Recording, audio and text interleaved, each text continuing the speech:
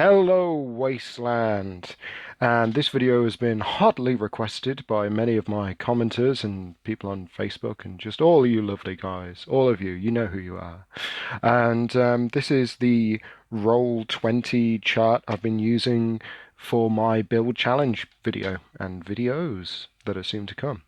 So the basic premise, if it's not already apparent, and you've not seen the other video, but you're watching this one, you roll a 20-sided dice, like any standard Dungeons and Dragons dice or Magic the Gathering spin down life total dice, whatever, and that will be the challenge that you've rolled to build your car around. So this video is mainly just showing you the chart that I use that you can see on the screen. So if you only care about that, just pause the video, screenshot it. I'm going to see if I can't get a download link just for the image itself to make your lives easier, which I'll put in the comment if I can.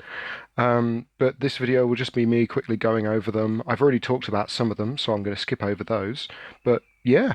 And at the end of the video, I've also got 10 options for, as you're doing the challenge, to, once you've done one, so I've done hypertech in my first video, I can swap that out now for something different from this list of other ones.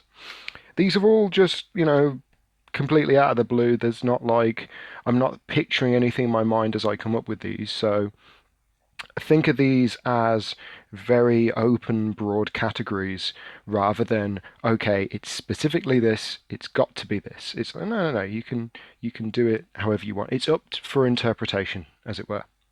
So I've already talked about the half and half car. I want to talk about the flying hover build. So this could be a car plane, this could be a car like many we've seen on the Gaslands Facebook page, which are cars with like jet engines and thrusters and hover tech to actually have it flying off the ground, as the name implies. Some people model them with bases. I'd like to see one done with like a classic flight base, like I know GW do flight bases. I think that'd be neat, and make sure the wheels still roll. We've got the open-topped and crew challenge. So this is an open topped car. So if it's like a van or anything like that, you have to cut the top of the car off so that you can see like the driver and the passengers and the people in it, because I think that would be quite an interesting challenge, as well as trying to paint them and then paint them separately and then glue them in and all the opportunities that can come from that.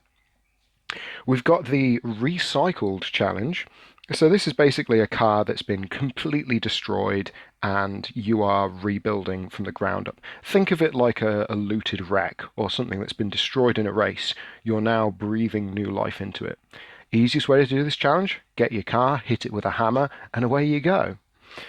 You've got the Eco Warrior challenge. Again, completely open to interpretation. This could be like a hippie kind of van or something from like Scooby-Doo, something like that, or it could be a car that's covered in like wood and stone and foliage, but that ties into number 7, so we'll get to that. You've got the Chameleon challenge, which is, the way I see it is, it's a car that looks like a different vehicle, so it's maybe it's making itself look bigger than it is, or maybe it's making itself look smaller than it is.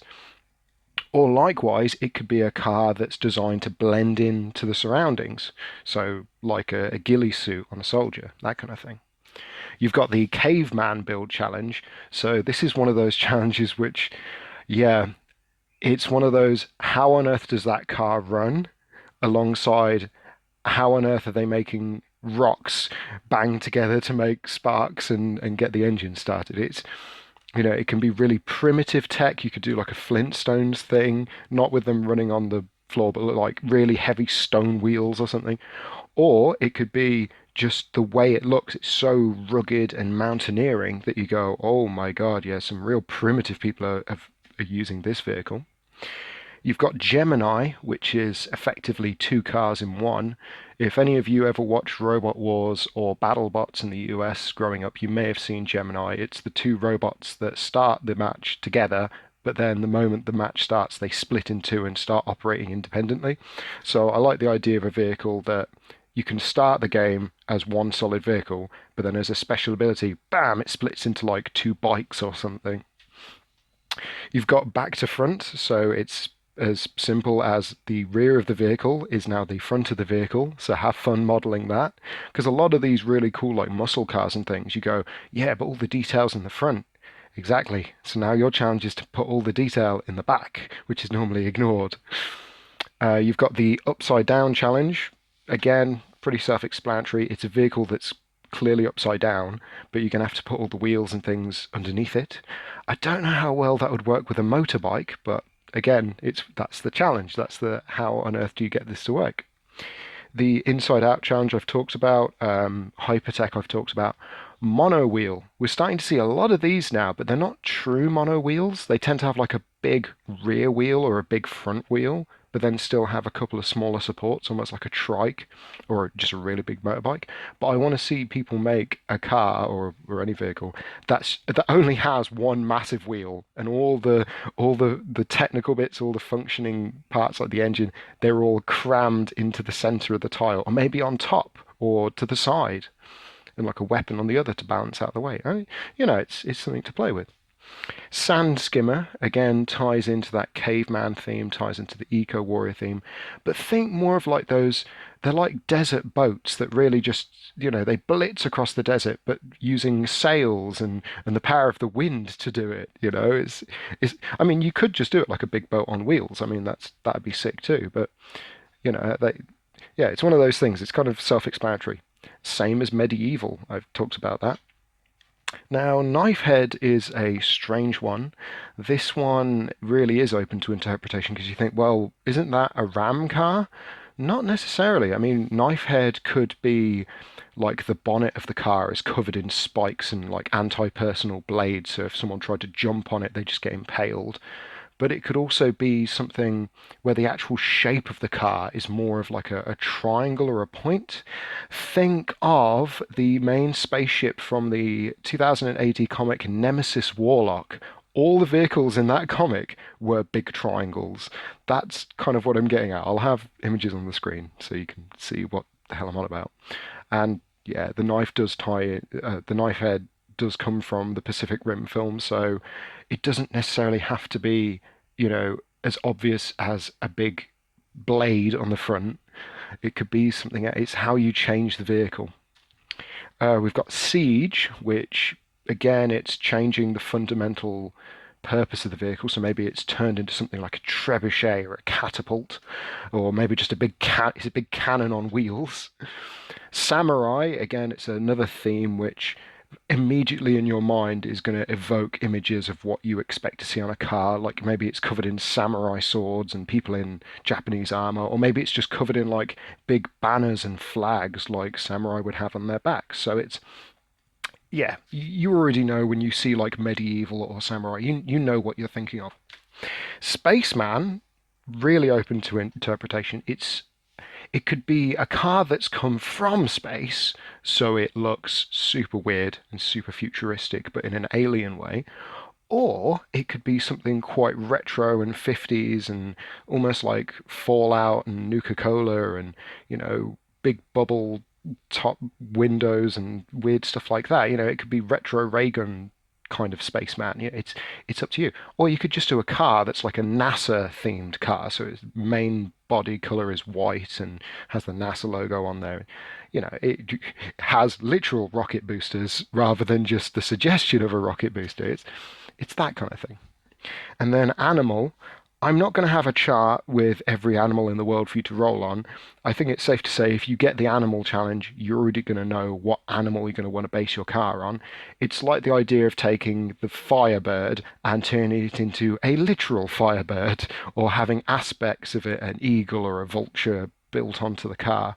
Or maybe it's more like the decoration of the animal. Like if you call your car the Wolf, maybe this car actually does have a lot of like dog skulls and wolf skulls on it, or it's part of the paint job, or lots of fur pelts and fangs. It's like quite a feral wilderness vehicle that's been made. It's up to you, but I think they're pretty self-explanatory, and I think they're pretty fun. So moving on to my 10 rando handy dandy replacements for after you've done these 20 and you're like, oh man, I want a fresh change of pace. These ones, I think, Again, you could just swap these out. You could do this as like a D6 chart. You don't need to use a D20. It's up to you. You could just pick one and be like, I really want to build that, and away you go. But the key thing is, if you do it, show us. I want to see this stuff. I like the idea that it's not just me. So you got Child's Play, wonderful reference there to the great film with Chucky, the murderous toy. But I was thinking more like fun fairs and theme parks and clowns and that kind of stuff. But again, you could do it any way you choose. I mean, it could be quite a kiddish looking car that's been turned wasteland. It's up to you. I like the idea if you get that and you happen to get a bike as your main vehicle, you literally turn it into like a kid's pedalo, but with like a radar on it and holding like a bazooka or something. Okay, so all terrain, and this is directly above air, land, and sea. So you go, well, hang about, isn't that the same thing? Not necessarily. So all terrain could mean that the vehicle's literally covered in wheels. You know, it's just got like 8 wheels on it or 10 wheels on it or something mad. And then air, land, and sea, it's a vehicle that can literally go on air, land, or sea. It's pretty self-explanatory. But an all-terrain vehicle might not necessarily cover that because you might not let it fly or whatever. Chariot, this ties in, I feel, with like the beasts and monsters in the wasteland. You could do quite a conventional chariot where the car is being pulled by like, I don't know, a big engine or a couple of motorbikes or something like that. But you could also do a chariot that's being like a car or whatever that's being pulled by some freakish mutant from the wasteland. I think that'd be pretty sick. Repair vehicle. So if anyone's ever broken down anywhere, you'll know what that feeling is.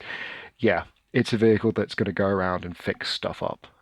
So, you know, throw on some hazard lights on there and some hazard stripes and a high vis vest and all that good stuff, and you're good to go. I mean, make the vehicle look like a repair vehicle. Bling. Yes, it's time to talk all about the bling. I want to see cars with chandeliers on the hoods, just like from Escape from New York.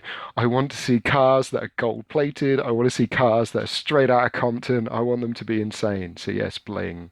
Again, it's open to your interpretation, but yeah, you've got an idea. Just by seeing that word, you've got an idea in your mind of what that would mean.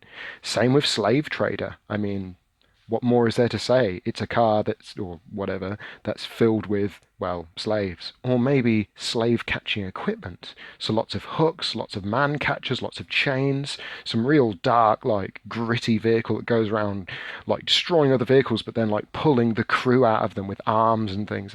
I think that'd be pretty neat. Zombie Smasher. I'll happily admit I'm not the keenest when it comes to having zombies in my Mad Max games. I feel like it's a different genre, but I know for a lot of people they're like, yeah, let's start some auto carnage and run over some dead people. Yeah, so that's fair enough. But you could go anywhere you want with that. I mean, we've seen from games like Dead Rising that you could get a motorbike with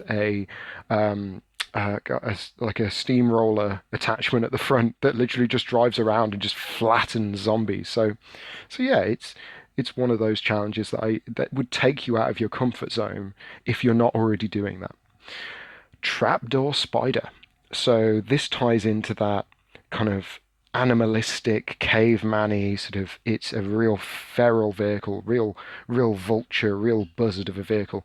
So I like the idea that this could be a vehicle that spends most of its time underground, maybe in like a tunnel network or a cave or something. And then when it hears trouble coming, that's when it leaps out of the ground to attack.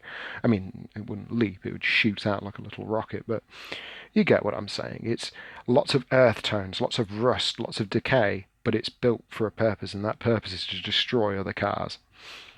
And then, of course, the gadgets. Because what would life be if you didn't have at least one car that bucked the trend and looked like something Inspector Gadget would have, or something James Bond would have with the little machine guns coming out of the headlights? I mean, okay, it might go without saying, a lot of the cars people build are already covered in guns, and there are even upgrade kits now for hidden weapons to come out of the sides or the front or the rear of your car.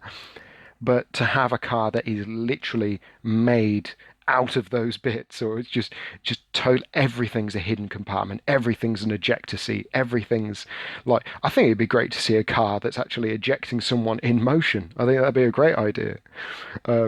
So yeah, these are my 20 challenges, my 10 rando handy dandy change-o challenges. Have a look, see what you think, do some building, let me know how you guys get on.